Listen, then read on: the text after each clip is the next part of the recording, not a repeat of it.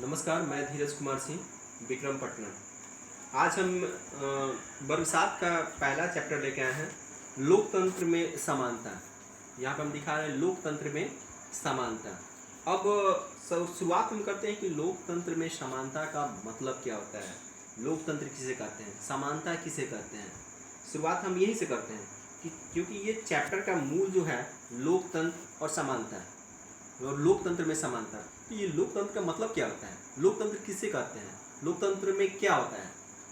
तो हम ये सबसे पहले इस सवाल का हम ये आप लोग बता देना चाहते हैं कि लोकतंत्र मतलब ये होता है कि लोकतंत्र में हम ये देखते हैं कि लोकतंत्र में लोग इसको अलग अलग डिवाइड करते हैं।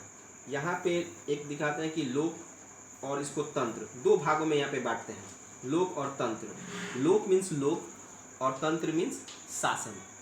तंत्र मीन्स शासन, यानी कि लोगों का शासन। लोकतंत्र का मतलब होता है लोगों का शासन। अब यहाँ पे सवाल ये उठता है कि लोगों का शासन कैसे। यहाँ पे तो सरकार को कोई भी आदेश जारी करती है, तो फिर लोगों का शासन कैसे हो सकता है, हम लोग का शासन कैसे हो सकता है। इस तरह से सवाल आपके जहन में उत्पन्न हो रहे होंगे कि लोगों का शासन कैसे हो सकता है। तो हम आपको बता दें कि यहाँ पे सरकार की जो शक्ति होती है वो जनता में निहित होती है। अब ये भी सवाल ये कैसे। इसका कारण ये है कि हमारा संविधान में आर्टिकल 325, 326 ये कहता है कि यदि आप पागल नहीं हैं, आप पे कोई अपराधी नहीं है, तो आपको वोट देने का अधिकार है।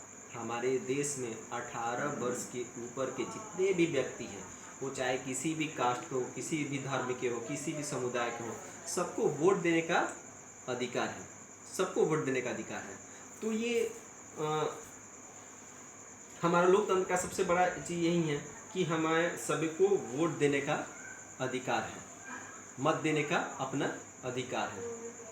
अब देखते हैं कि अब तो हम समझ गए कि लोकतंत्र का मतलब क्या होता है। अब हम ये देखते हैं कि समानता किसे कहेंगे। यहाँ पर हम ये देखते हैं कि समानता, इक्वलिटी क्या है, समानता क्या है, समानता किसे कहेंगे और समानता में असमानता किसे कहेंगे।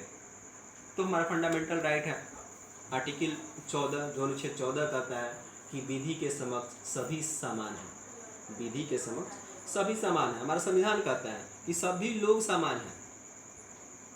आर्टिकल 14 के तहत विधि के कहता है कि विधि के समक्ष सभी लोग समान है, सबका अधिकार है।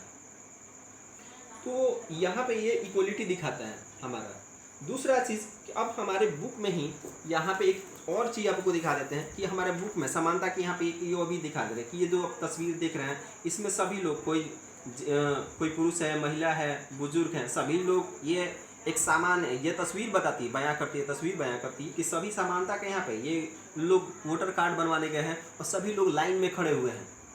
इसमें ये नहीं कि ये कोई अमीर है, कोई गरीब है, सभी लोग खड़े हैं।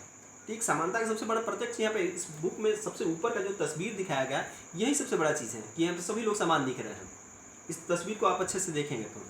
अब चलते हैं थोड़ा, इसी बुक में एक छोटी सी कहानी भी है जो गांधी जी के बारे में कहानी है कि गांधी जी जब साउथ अफ्रीका गए थे 1893 में, तो उनके साथ एक घटना घटती है। वहाँ पे रंग-भेद की जो नीति है, वहाँ पे ये काफ़ी चरम सी यहाँ पे रहती है और उसका शिकार गांधी जी भी होते हैं। गांधी जी एक बार डरबन से प्रिटोरिया जा रहे थे और प्रिटोरिया जाने के दरमियान वो फर्स्ट क्लास का टिकट लिए थे और फर्स्ट क्लास के टिकट लेकर अपनी यात्रा कर रहे थे।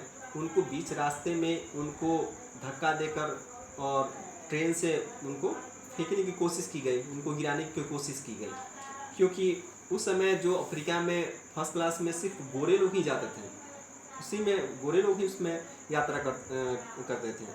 तो इस तरह की घटना जब घटी गांधी जी के साथ, तो उनको मन में काफ़ी दुख हुआ कि भाई हम तो फर्स्ट क्लास का टिकट लिए हुए हैं, तो फिर हमें क्यों नहीं इस ट्रेन में यात्रा करने दी जा रही है। वो काफ़ी विरोध भी किए, लेकिन उनको बहुत दिक्कत का सामना करना पड़ा और अंततः उन्होंने ये अपना डिसीजन लिया कि नहीं, हम अब यहाँ से सत्याग्रह करेंगे, सत्य के लिए आग्रह करेंगे, सत्याग्रह करेंगे हम। और गांधी जी ने क्या किया कि सत्याग्रह करना शुरू कर दिया, वहीं से सत्याग्रह शुरू किए गांधी जी।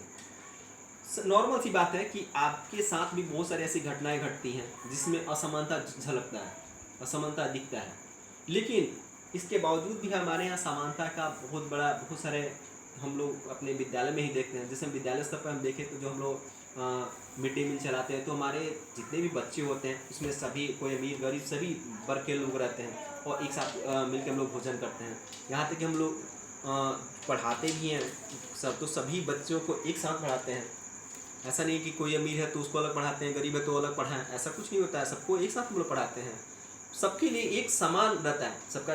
सबसे बड़ी चीज़ कि हम लोग जो ड्रेस स्कूल में हम अलाउ किया जाता है वो समानता का सबसे बड़ा ये दर्शाता है कि सभी बच्चे एक समान दिखते हैं। जब एक ड्रेस में बच्चे जब आते हैं तो एक समान भी दिखते हैं, तो ये सब समानता का ही रूप है। हम अपने विद्यालय स्तर पर ये छोटे छोटे उदाहरण देखें तो हमारा ये सारे उदाहरण ये साबित करते हैं कि हम सभी लोग समान हैं। ऐसा नहीं है, जैसे हम लोग हमें भोजन भी हम लोग कराते हैं स्कूल में, तो क्या किसी को ऐसा नहीं है कि किसी को विशेष हम लोग खाना बना के खिलाते हैं, किसी को कुछ अलग बनाते हैं। जो भी हमारे मेनू में रहता है उसको सबको एक भाव से खाना खिलाया जाता है, तो ये भी समानता का उदाहरण है। अब हम छोटी सी एक चीज़ हम देखते हैं कि यहाँ पे समानता और असमानता से हटके कि दलित और महादलित में थोड़ी सी हम यहाँ पे चर्चा कर देना चाहते हैं कि दलित किसे कहेंगे। तो दलित वैसे व्यक्ति को कहेंगे जो हमारे समाज में उपेक्षित है, जो बिल्कुल निचले तबके से आते हैं, तो उसे हमारे समाज में हम लोग उसको दलित कहते हैं। और महादलित, उसमें भी जो दलित होते हैं, दलित में भी जो काफ़ी पीछे हैं, काफ़ी पीछे जो रह जाते हैं, उसको हम लोग महादलित कहते हैं। तो इस तरीक़ा से ये हमारे जो चैप्टर है लोकतंत्र में समानता, इसके बारे में और भी हम आपको बहुत कुछ बताएंगे फिर नेक्स्ट वीडियो में।